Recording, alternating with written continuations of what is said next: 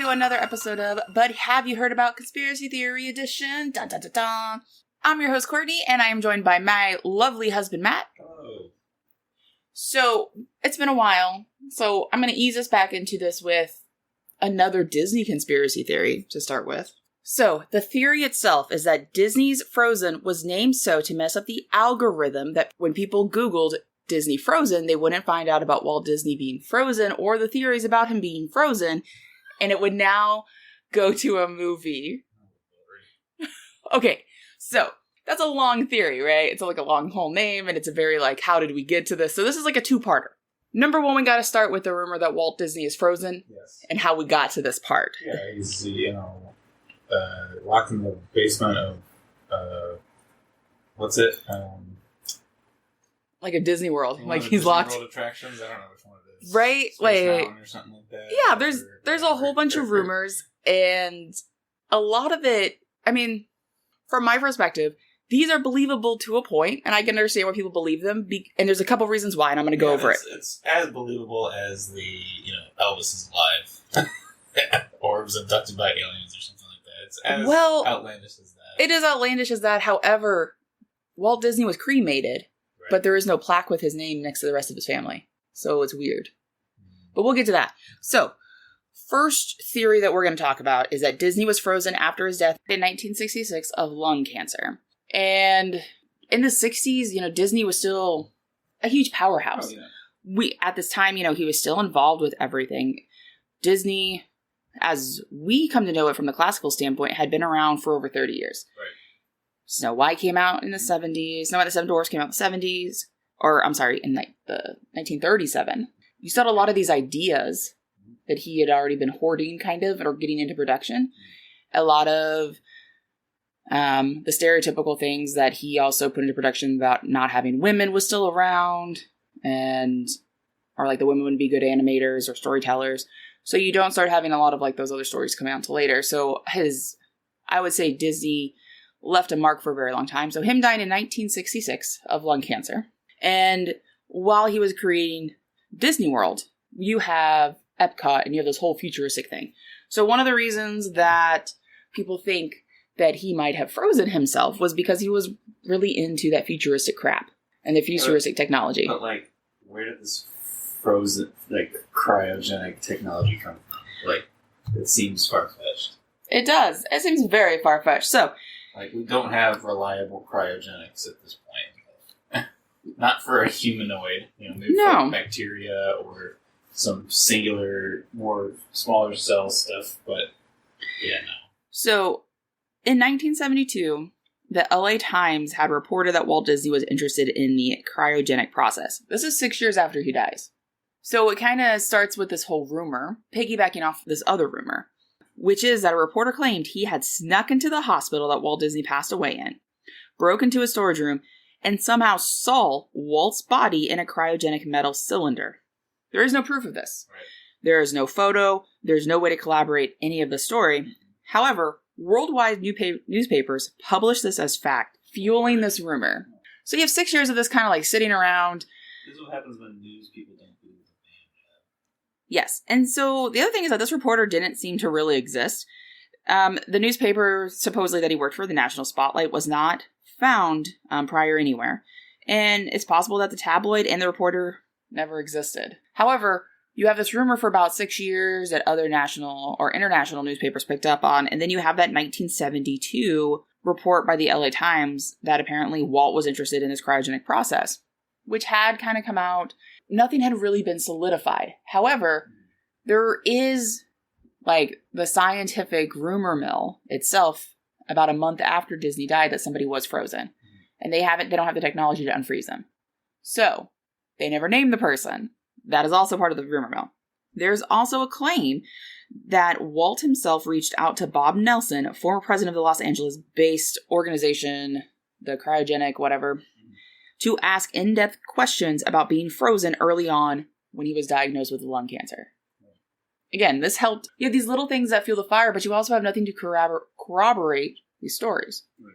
It could just be a nut job, like, grasping on for last semblance of life, and it's just bullshit, or it's just people just making shit up. Right. And also, I think whenever you're diagnosed with cancer, especially back in the 60s, 50s, 40s, even 70s, 80s, it is a death sentence. And when you have this money to spare, like he did, anyone that has, the rich money, you're gonna, you start seeing your own mortality and not in the positive light that I think a lot of other people that don't have the means to see.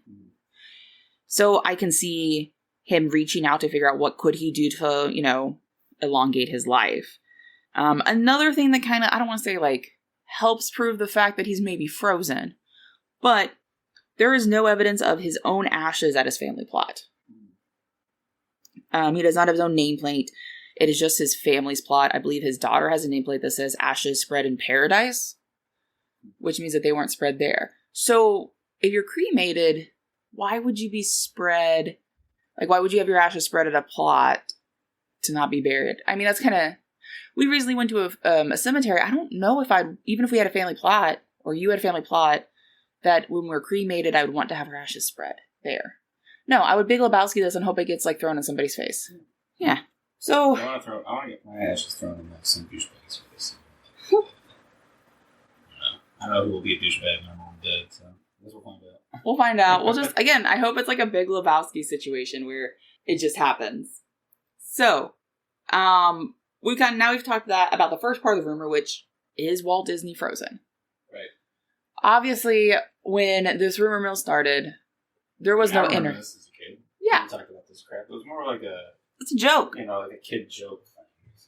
It's one of those kids spooky, ooh, he's going to come back and get us. It's a boogeyman, almost, where it's like this guy that we've never known ever in existence, and probably our parents never even knew in existence.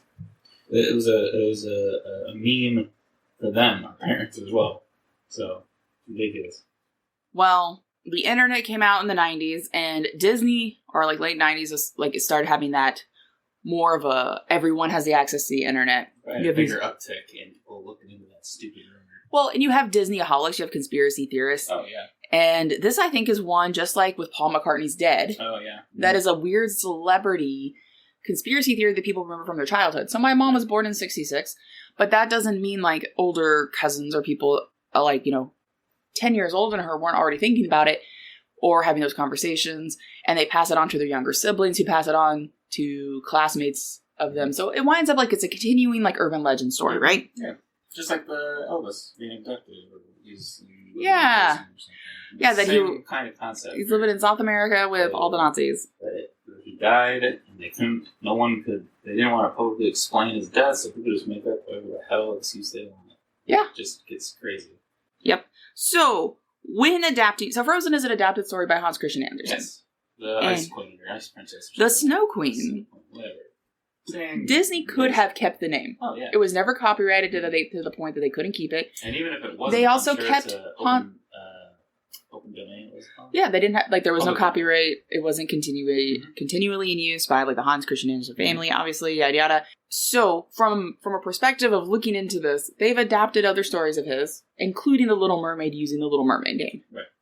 So for them not to use the Snow Queen, the Snow Queen doesn't have the same ring to it as Frozen, but that doesn't mean they wouldn't have had the same dang songs that every child sang constantly.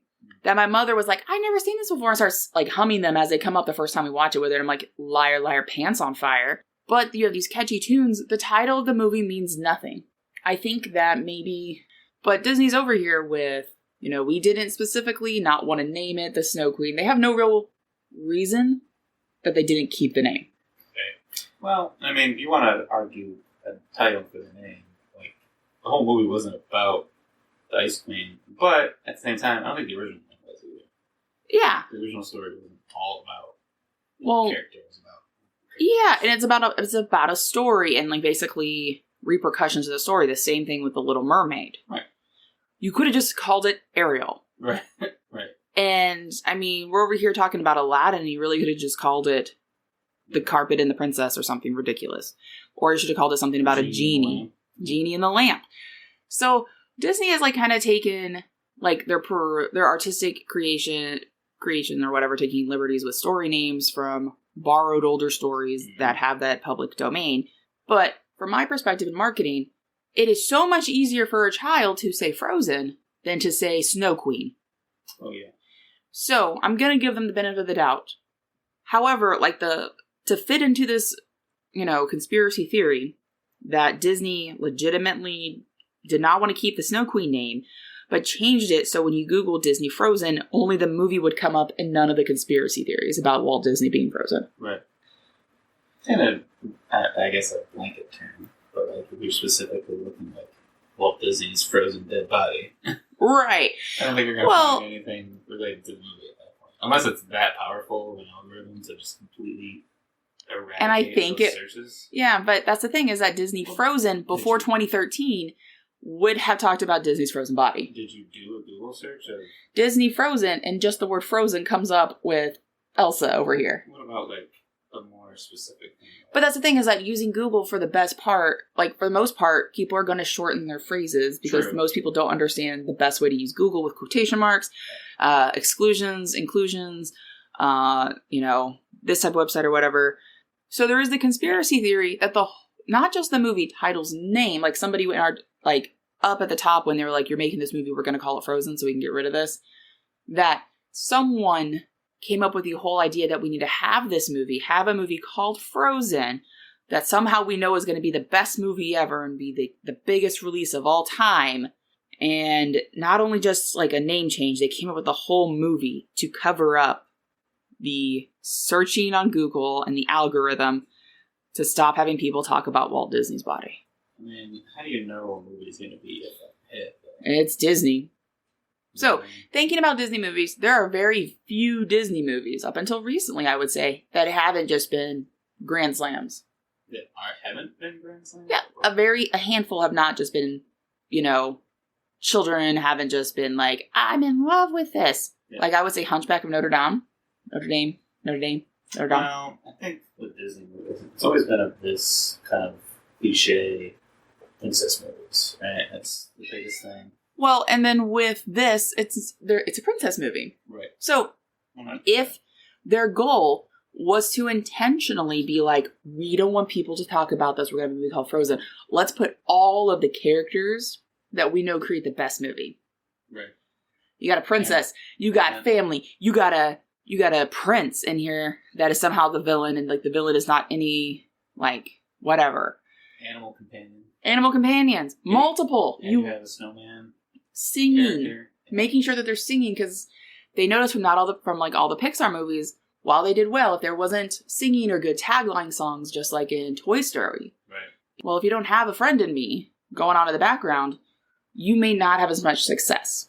I think toys is also a huge aspect of it. If you can't make a toy out of it, especially for kids movies, then it's kind of you're not going to get much hype on it either.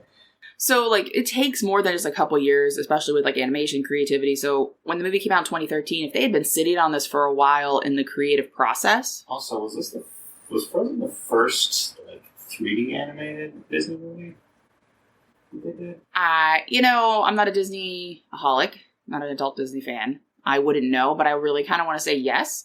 And it's... Basically, it was the largest animated movie ever of all time, and I think it still holds the record technically.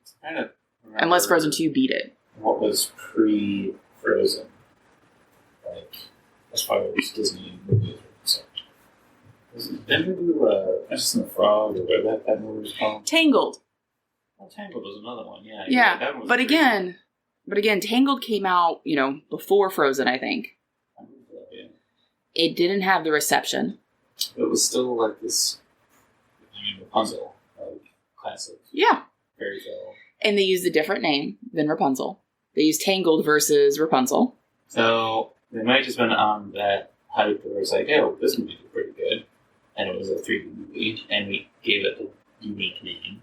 Mm-hmm. That is the same reason they did Frozen. It just happened to be a better movie from kids' perspective. Yeah, and I think Which is weird, because Tangled had all the other same shit. You had singing, you had a prince, you had... Animal companions, you had a strong female character as well, versus and a dopey male character. Like the exact same formula. Yeah. And Tangled wasn't really a movie about, like... I don't know. They did have a villain. I think that we also know from Rapunzel... Like, more people were familiar with the Rapunzel story than they would have been with the Snow Queen. Stuff. Yeah, I didn't either. I knew of its existence after learning what the hell Frozen was. I'm like, oh, I feel like I've heard of this, but it wasn't like, ingrained in your brain as a kid like Rapunzel was. Exactly. So I think there was just, there was some different stuff. It's plausible, but I still feel like they were trying to like maybe perfect that formula with a new 3D animation, like the Tangled and like the different type of titling and stuff, give it a more oomph to it. Yep. Because if you look at movies that came after, you have Moana. One people name. Like that one. People love Moana. People like Encanto. Encanto. People like Coco. Oh, Coco. Well, Coco was Pixar, wasn't it? Or was that Disney? I think it's Disney. Either way, people loved Coco as well. So all those movies with those one headline. I mean, Aladdin did very well too. People loved Aladdin. Not as many people loved the remakes of older Disney. Like, same with, like, Lion King. But Lion King's Lion King. Like, what the fuck you can't. And also, you can't change Lion King because of how ingrained it is in, like, the millennial generation's head, and they're the ones that we're going to go see it multiple times in theaters. I'm referring to the storyline, yeah. Yeah. Like, you could have changed, but it was almost like frame by frame. But anyways, yeah, so this conspiracy theory, in my opinion, if you believe it, you believe it. I mean, there's enough pitfalls. There's enough of it that's not super crazy, like Google algorithm crap. But I don't know. That seems like for how long they probably were working on Frozen to have already thought in their head, we're making this movie so we can change the algorithm. That to me would be crazy because if the movie came out in 2013, you're at least 5 years. That's 2008. Yeah. They were like, early 2000s, like, guys, too many people on the internet are looking up Disney Frozen to look at or talk about the rumor of Walt Disney being frozen and cryogenics, and they want to go to Epcot and they want to freeze themselves. I just assume. That's what you do when you go to Epcot. I haven't been since I was a child. I don't know what adults do there. I assume that's what they do. They try to freeze themselves while getting delicious drinky drinks. Mm-hmm. I don't know. It's not crazy, but it's not... It just doesn't seem realistic. Well, that about does it over here at But Have You Heard About Conspiracy Theory Edition. I'm your host, Courtney, and as always, I'm joined by Matt, and we hope you have a fabulous rest of your day. Bye!